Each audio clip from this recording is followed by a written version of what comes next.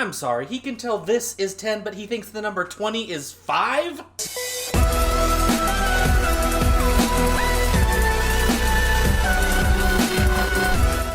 Happy Tuesday, Potterheads, and yes, okay, that was American money, but still. Today we are talking about Chapter 7 of Harry Potter and the Goblet of Fire and how we tend to, as societies, give too many concessions when it comes to sports. But before we jump into that, go ahead and read the recap in the description if you would like to. If you're new here, welcome, thank you for joining us. We would love for you to join the conversation by subscribing, liking, commenting, whatever feels good to you. Okay, this whole chapter is basically about how when wizards don't want to hide, they don't do it, especially when there are a lot of them around. But what gets enough wizards together in one place and makes them feel celebratory enough that they don't want to be responsible? Sports! Yes, that's right, it's sports. The thing that makes everyone go crazy and forget all about social norms. The thing that makes everyone say, no, it'll be fine, everyone's doing it. The thing that takes normal humans and turns them into gods. Humans go crazy for sports, and I am not immune to this. I grew up playing baseball, and I'm still very much so a sports fan in general. I'm much more picky about the sports that I enjoy nowadays because no, I don't have time to watch grown men whack a little white ball around a meticulously mowed waste of water. But I still get the sports craziness to a certain extent. And we see in multiple ways in this chapter that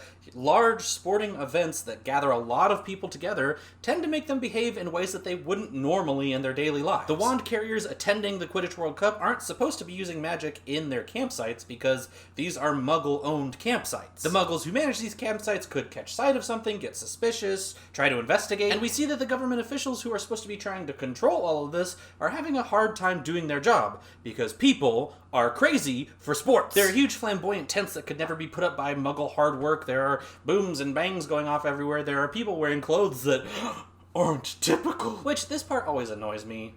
We know for a fact that Hogsmeade is one of the only, if not the only, UK cities that is, like, entirely magical. So how the hell are there so many wizards who don't know how a muggle dresses at all? They don't see their muggle neighbors wearing, like, pants or a suit or even a t-shirt, for f***'s sake? These are not whimsical books anymore. This is book 4. Shit has gotten real enough that we can drop the pretense about them not knowing enough about muggle clothes. But hold on, quick tangent, because that does fit into something else that I wanted to talk about. Now, not every wizarding family believes that magical people are actually superior to muggles. But clearly there is an inherent bias that is built into the fabric of magical society. Like, the Ministry of Magic can just decide it's going to use all of this muggle land without even asking permission? They just set up the stadium in an area where apparently muggles are coming across it with some frequency because the books mention muggles bumping into the protection spells and suddenly remembering an appointment that they forgot. I get it. The UK isn't the biggest country in the world. There's not a ton of places where they could put the stadium. But, like, how is it okay that they just plop down somewhere, flood the place with wand carriers, and just pretend like everything's going to be okay? Clearly the government and society has some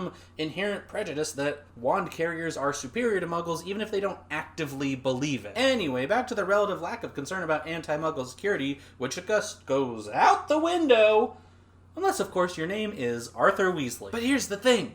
I don't think Arthur actually cares about not being seen by muggles. Oh no! I think he has fully bought into the mindset of the campground. But Kevin, you say, doesn't he make the kids put up the tent by hand and get water from the spigot and make the fire with matches? Why, yes, dear viewer, he does. Good job paying attention. But I don't think Arthur's doing this because he cares about them not getting noticed. Otherwise, he'd be more upset about what's going on in the campground. Oh no.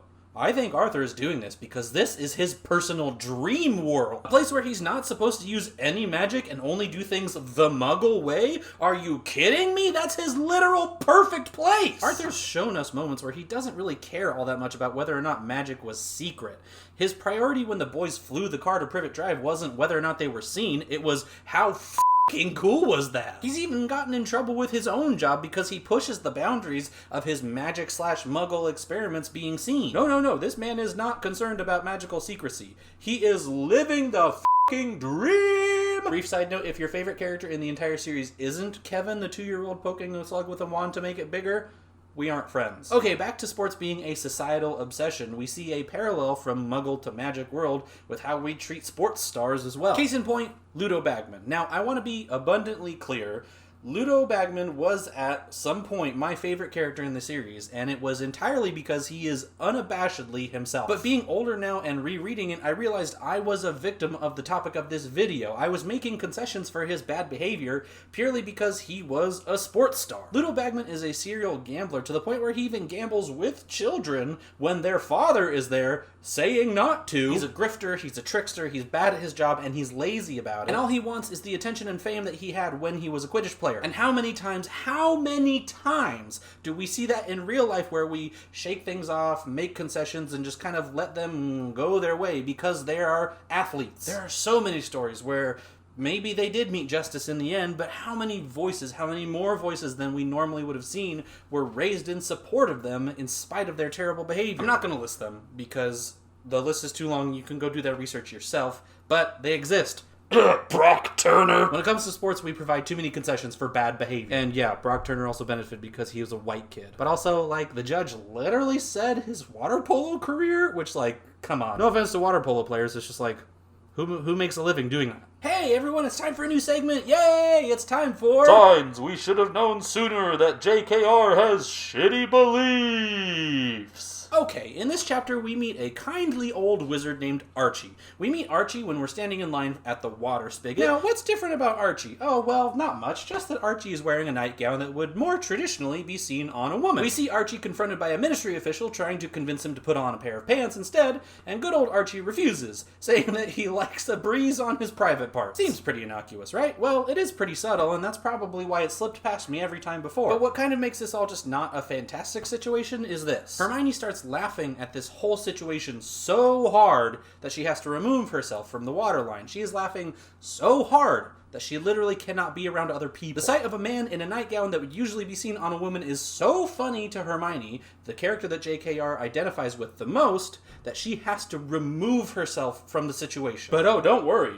JKR mocks this situation even more in writing that we are all supposed to consider canon. Because, my friends, if you Google good old Archie, you'll find that his name is Archie Ameslow, and he is the leader of a movement known as Fresh Air Refreshes Totally.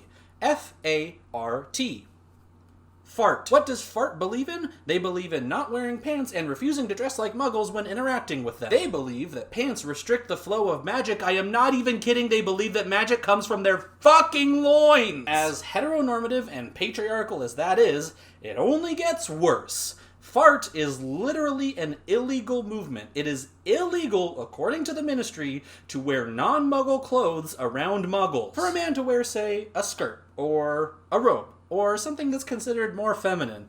For a man to wear that while they are out and about where muggles can see them is illegal. So here we have wizards who want to wear whatever they want, gender roles be damned, and JKR has decided that A, that's illegal, and B, this needs to be ridiculed with an acronym that spells out fart. We all should have known a lot earlier that JKR is a transphobe. And that's gonna do it for this week. Just a few things before you go. Please like, comment, and subscribe, all that stuff. And I have reopened my Patreon, so if you would like to support the work that I do, please go visit that. For just like $1 a month, if everyone that is subscribed to my channel was able to give $1 a month, I would be able to do this full time and do nothing else. It would be amazing. So if you want more good content from me, maybe consider that. And if you like true crime, ooky spooky stuff, I have a podcast with my friend Robert called Spooky Town USA, which you can visit by clicking the link in the description. Here's some videos to watch. Make sure you read Chapter 8, the Quidditch World Cup, and I'll see you next Tuesday. Knox!